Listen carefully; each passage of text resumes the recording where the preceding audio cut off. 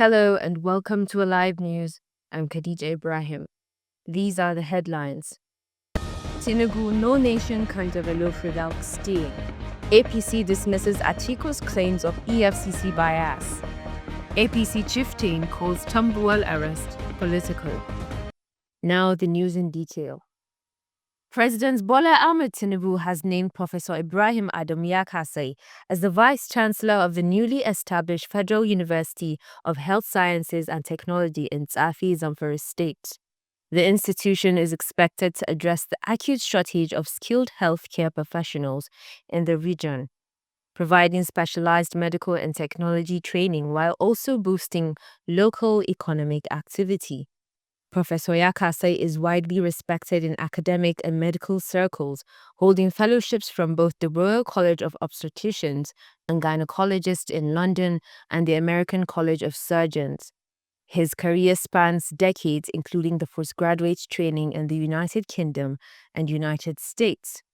Alongside his appointment, the president announced Hamisu Yusuf Yalwa as registrar, Usman Nakazali Sanusi as bursar, and Dr. Shehu Aminu Liman as librarian. In other appointments, Honorable Chisom D. Obi will serve on the Governing Council of Alex Ekwueme Federal University, where Professor Ralph Akinfele joins the Governing Council of Obafemi Awolowo University. These appointments, according to the presidency, are part of a broader effort to strengthen leadership across Nigeria's tertiary institutions. In Edo State, preparations are underway for a major political gathering as the Bridge Builders Initiative for Green Nigeria, a key support group for President Tinubu, sets to hold its South-South Summit in Benin City on August 23rd. The summit will formally inaugurate the group's leadership structure across Edo, Delta, Rivers, Bayelsa, Cross River, and Akwa Ibom states.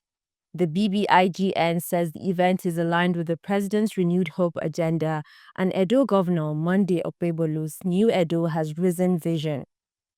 Organizers say they will focus on grassroots mobilization, voter education, and policy advocacy projects aimed at fostering stronger ties with communities. Political analysts know that the South-South has historically been an opposition stronghold, making this early mobilization a strategic move ahead of the 2027 general elections. President Bola Ahmed Tinubu has emphasized that Nigeria's economic transformation cannot be achieved without mastering steel production. Speaking at the National Stakeholders Summit on Steel Development in Abuja, he said the sector is the backbone of industrial growth and cited examples from China, India, and South Korea, where steel manufacturing drove rapid development.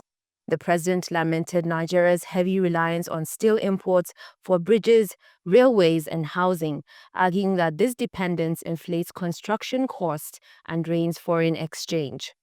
His government's new plan includes breaking up the Ajaokuta Steel Complex into smaller investable units, granting tax incentives for local manufacturers, and mandating that all government infrastructure projects use domestically produced steel.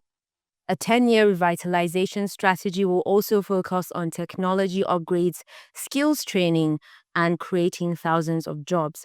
If successful, Nigeria could transition from a major steel importer to a net exporter, strengthening its regional economic standing. The Lagos chapter of the All Progressives Congress has rejected accusations from former Vice President Atiku Abubakar that the Economic and Financial Crimes Commission is being used to target political opponents.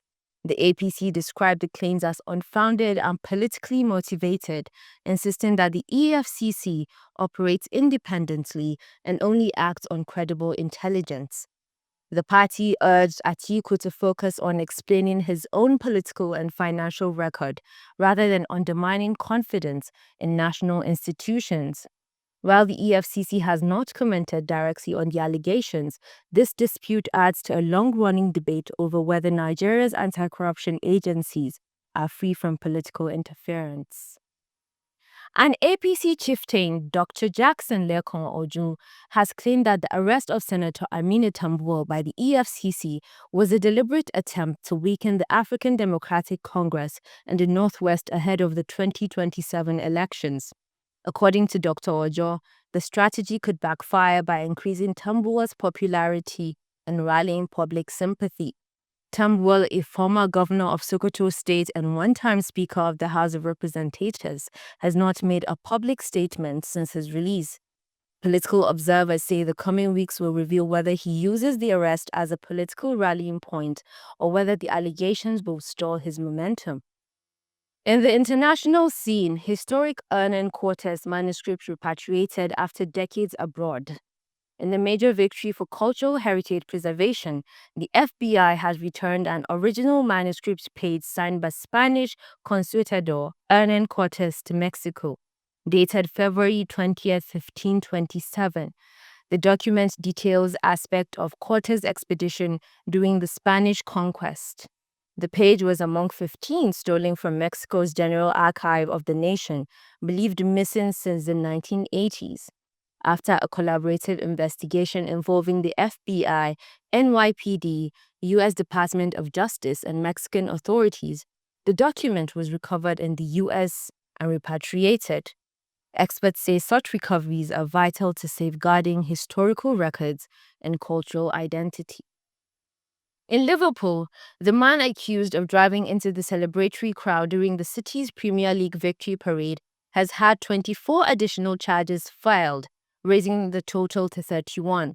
The new charges include 23 counts of assault and 1 count of affray, with 6 linked to child victims, including 2 infants. 53-year-old Paul Doyle, a former Royal Marine, appeared via video link before Liverpool Crown Court. Approximately 134 people were injured during the May 26 incident. The case has been adjourned to September 4th for pleas, with a provisional trial scheduled for November 24th. Israeli Finance Minister Bezalel Smotrich has approved the revival of a long-stalled settlement project in the E1 area of the West Bank, adding roughly 3,400 housing units. The move is widely viewed as an attempt to fragment Palestinian territories and undermine the possibility of a contiguous Palestinian state.